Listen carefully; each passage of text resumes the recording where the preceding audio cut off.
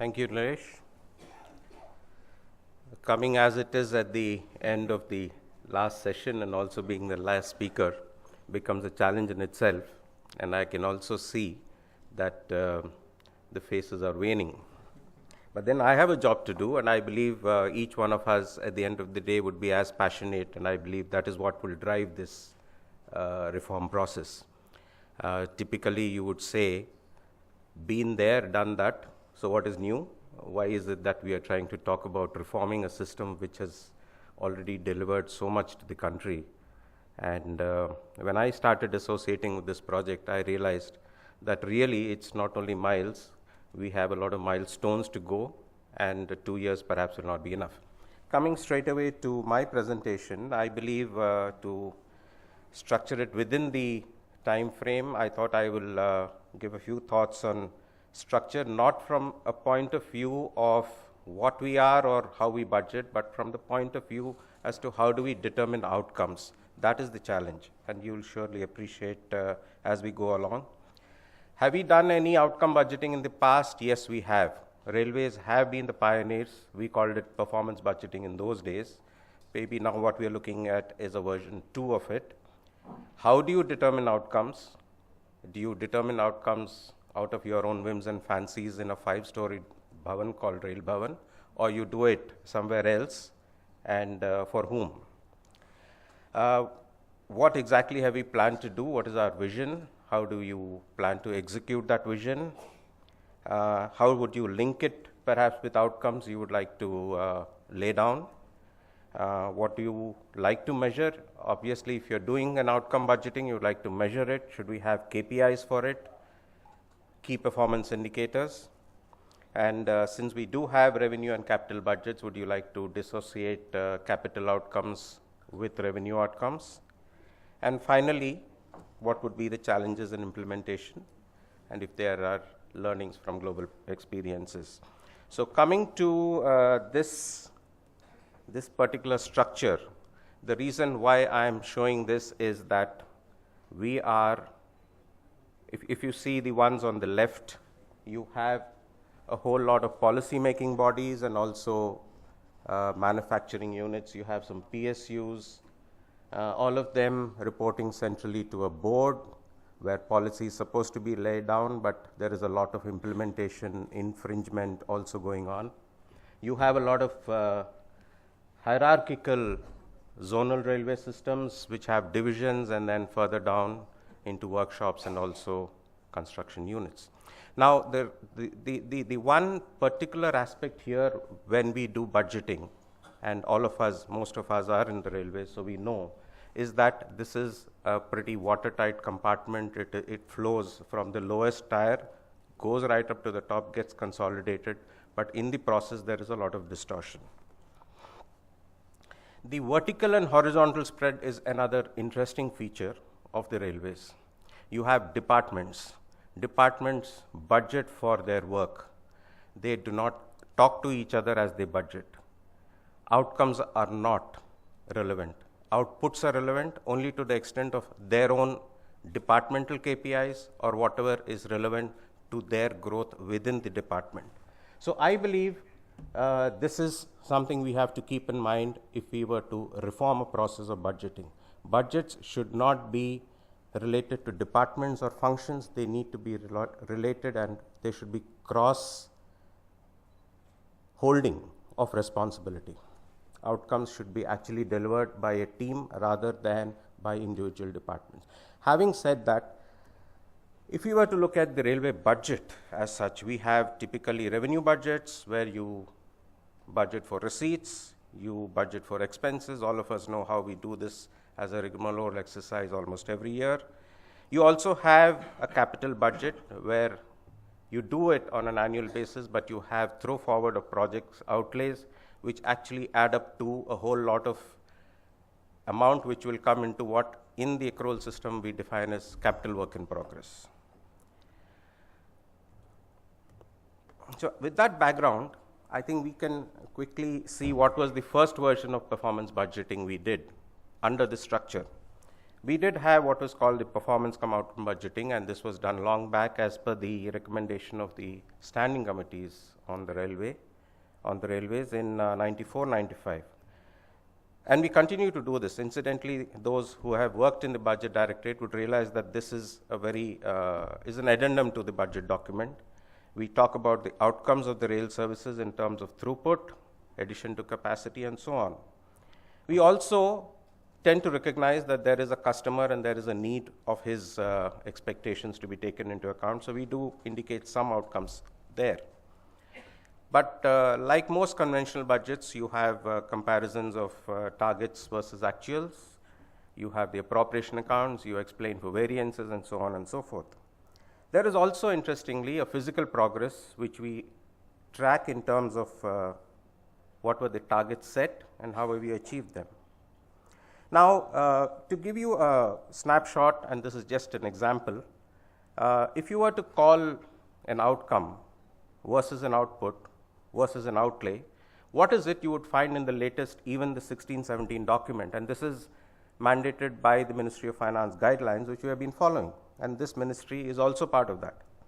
So if you were to see the departmentalized way we work, civil engineering largely would do doublings and new lines, so they talk largely on network expansion. Good enough for an outsider, this is a very good outcome. And there is an outlay in terms of a few crores, a few thousand crores. And it is a typical output measure of so many kilometers of new lines or so many kilometers of doublings. Fair enough. I think this is a fairly good stage of understanding what an outcome is.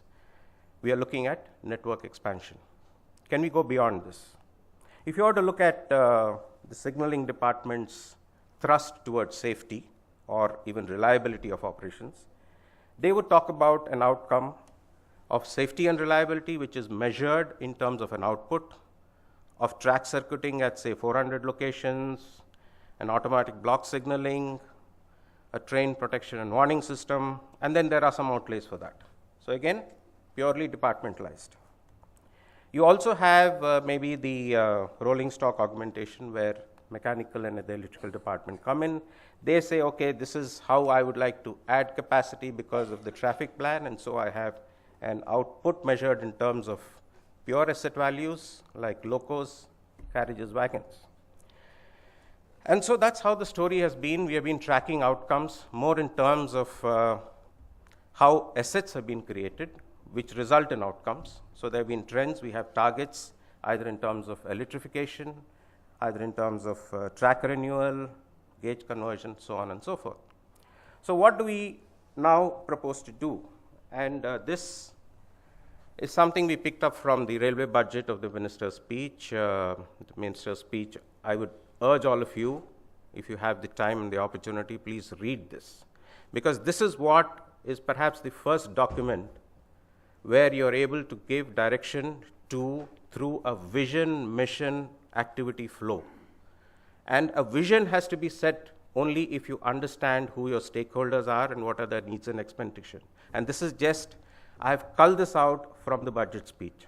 Now, putting it in a perspective, we have freight users, passenger users, vendors, employees, and the government. These are our major stakeholders. Now, if you were to look at what, for instance, the vendor is interested, our suppliers, our contractors, they would like transparent and simplified processes. I'm sure all of you would agree with that. They would like a reasonable demand forecast, a prompt payment. They would also like to have a non-partisan grievance mechanism.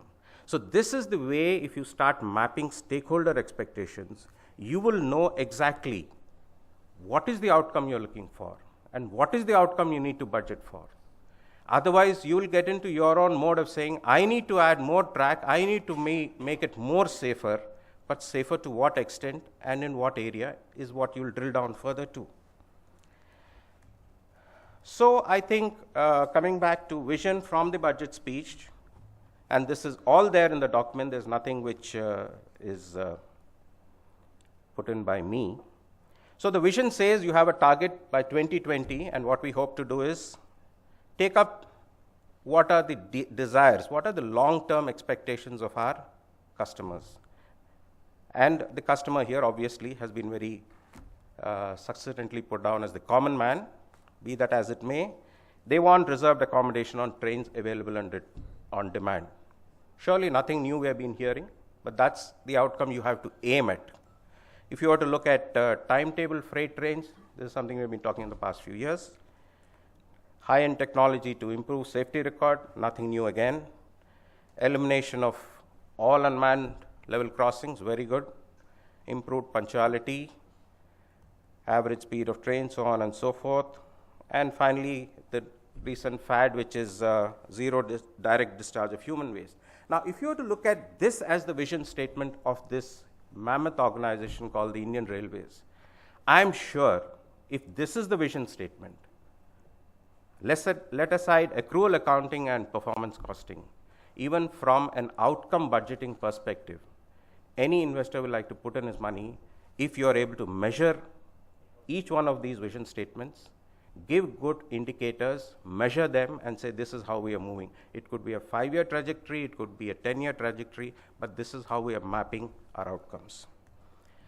So again, I don't know how many of you have really gone into this, but I identified that the vision can be implemented through these mission statements. And for the first time, we have very clearly the head of the organization articulating 7 missions. And all of them, please remember, will deliver each of those vision statements we are talking about. If it is a question of mission 25 tons, it is there to, and you have given measurable indices, a time frame. In 4 years, I wish to be there, where 70% of my traffic will move on 25-ton axle load rolling stock. Mission pace is also related to procurement and consumption efficiency. Who's the stakeholder there? It's obviously our vendors. What are we doing about it? Have we put down outcomes? Yes, we're going into that. So, Raftar is with reference to speeds, and people want to travel faster, they want to be there yesterday. Obviously, you have to take care of zero accidents, you have to take care of so many others, and of course, the last one is ours here, being driven by the Financial Commissioner, mission bookkeeping, where we say in 3 years' time, we'll have 3 phases of accounting reforms ready. Now come down to a little more brass tack. For those of you who are not familiar with railway accounting, I would request you to bear with me, but a lot of my colleagues have gone through this drill. We have 3 demands which cater to general administration. We have another 4 which look after tracking expenses for revenue and maintenance. Now, what could be possible outcomes, say, for general administration? You would like, obviously, policy to move faster. You would like it to be transparent. And who are the stakeholders involved in this? Not only the users, the public, and we heard about it in the morning, the lenders' perspective, where they would like to see that SPVs which are formed as babies and which are growing are not stifled by your own policy making. That's what the lender says, because it's difficult for her to understand what their revenue stream could be or what are their issues. If you were to look at safety punctuality, that is driven under your budgeting in repairs and maintenance, whether it is rolling stock, permanent way, plant and equipment. We also would like to see innovation in it, bringing down costs in terms of improving the safety standards. There are a lot of R&M standards which are there available for us, but we don't seem to be looking into that. We could have learnings from a manufacturing company for our production units. We could have workshops which are doing repairs and maintenance, which we could learn from so many things happening in the corporate sector or in maybe our own PSUs. And this is where I think we have to bring in a lot of thought to understand what is it we are budgeting for, and before that, what is the outcome we are looking for. I will not spend time on this so much, because all our revenue demands can be, and this is only at the demand level. You could go down to the sub-detail head level, and ultimately you would find that between 2 demands, you would be actually arriving at an outcome which will be delivered by 4 departments.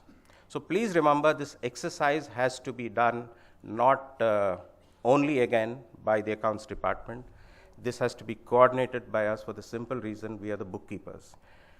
And which is why I believe a very good decision has been taken by the Railway Board that the pilot projects on performance costing and outcome budgeting will be driven by the General Manager of Northern Railway and his team. Shailendra, of course, Satyendra will be taking care of coordinating the project, but then the inputs for this, and there's a steering committee and advisory group which has been formed, which will help the executive tell us accountants that, well, these are the outcomes we're looking for. Would you like to validate this? You think this is what is where we need to go? And since they are the budget officers, they will start budgeting keeping these outcomes in mind. Obviously, when you have a budget and an outcome linked, you will have to decide whether you need a performance indicator and how can you choose that most appropriately.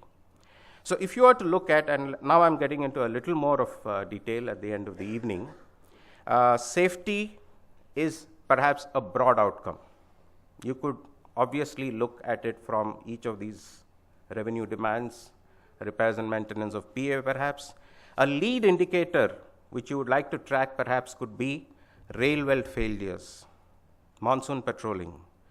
Do you today track your budgets according to what your failures are, or you just do it conventionally? Last year was X, so it is X on an incremental basis. Are you distributing the poverty of a revenue outlay according to the need, or are you doing it just because you were asked to do it on an incremental basis, or you believe that there is something this has been historically going on? And then you would have a lag indicator you would like to track.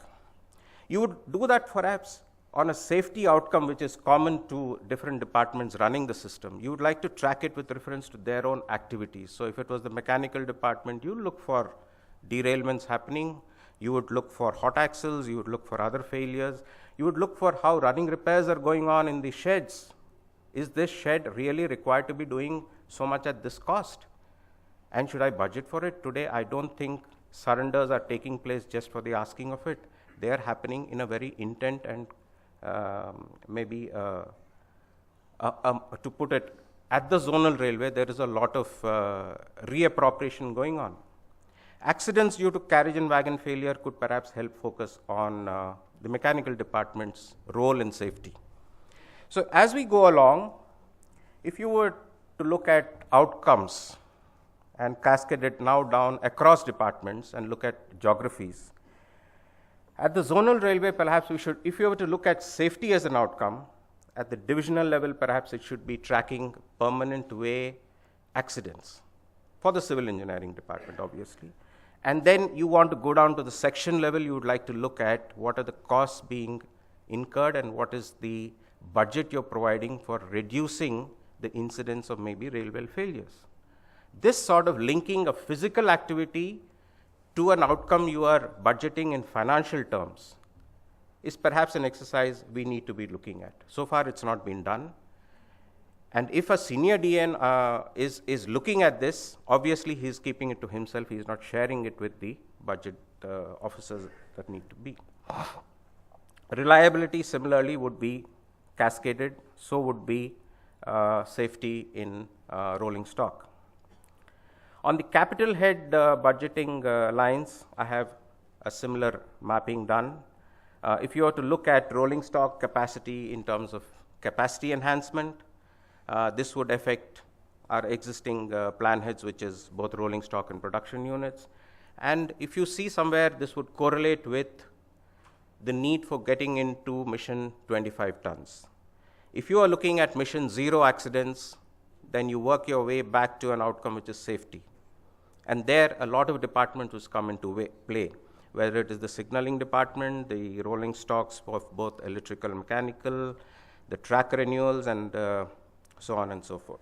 So all said and done, I think it is necessary for us to look in outcomes in a version 2, not necessarily as what we were planning in the past in terms of mere output measures, outcomes which correlate with, again, for the sake of repetition, keep in mind what the stakeholder wants. What is the need and expectation? What is the organization planning to do to meet those needs and expectations in a vision mode or a mission mode? And if you are to able to then articulate the spends according to the needs of these outcomes, perhaps the budgeting exercise will achieve its purpose. Um, I thought this slide would be necessary because many of us would believe once done and that's the end of it. There's no scope for improvement since we already think that what we are doing is actually redundant. I believe we should look at this as a continuous improvement cycle. And that's what in many, the PDA cycle, as the PDCA cycle as they call it. So you have to look at a continuous improvement where you take feedback, and you should do this in all humility. Let us accept that we may be one of the finest organizations, but at the end of the day, there's still a lot to learn. If you keep that at the back of your mind, then every one of these stages and every one of these implementation and reviewing mechanisms which we will bring in will actually help us to once again come back to our goal, which is actually serving the customer. Please remember, we don't do this we are still a government department, and I like that slide in the morning. We are not there for profit, we are there for performance and improvement. Transparency will come along the way. So all these things, I believe, we would have to set outcomes, keep reviewing what we are doing, and then do that incremental bit. But we have to necessarily change. I'll just give a glimpse of what is happening as far as outcome budgeting is concerned. We all know, we hope this would be done by March 2019. The GM and his team on Northern Railway has been requested to steer the outcomes and setting performance indices. And we have taken on board the Institute of Chartered Accountants for this, and Chris will be our IT implementation partner. Oh yeah, surely understanding concepts is a challenge, which is why we are sitting here, and we'll continue to do this across the country. Alignment is important because while accrual accounting is largely bookkeeping and what we can do, but performance costing and budgeting, I believe we have to take our executives on board and take them along. Ensuring quality of information flows, needless to say that this will improve. We have to identify key performance indicators. You have to assign units of measurement. Any performance which is not measured is not worth measuring. Any outcome which you cannot define and start aiming at measuring it. Typically, an outcome initially would be an intangible output, but you have to start converting it into a tangible output and measurable output. And that is how, so if you were to say safety, how safe is this section? I should be able to say that yes, this section is safe to this extent. And that is why when you have a goal of zero accident, when we achieve it is not the point. You have a targeted plan and budgets outlaid towards that outcome. That is more important. Surely we'll have to redefine roles and capacity building through constant training, because while change is constant, the people who are affecting the change are not constant. All of us would be here today and gone tomorrow. And capacity building is important. Learning and IT is a great enabler for this. And we believe Chris is fully geared to help us out in this. Globally, the KPMG has come out. It's there in the websites. You could see this. Outcome-based budgeting has been experimented, proved successful on several governments in countries like Indonesia, Philippines, smaller countries as well as larger countries, developed countries like Australia, New Zealand. The important point is they have helped, they have navigated through political, legal, accounting, as well as regulatory steps. All these are there in the coming for us also on the railways. Canada and New Zealand, incidentally, this has helped in lowering debt, good outcome budgeting. It has reduced waste, and it has improved coordination between the various departments. So if these were some of the learnings we were to take, I think it will be great. We hope that in the years to come, this will become an accepted operating standard. Thank you very much. It's been a pleasure talking to you and associating.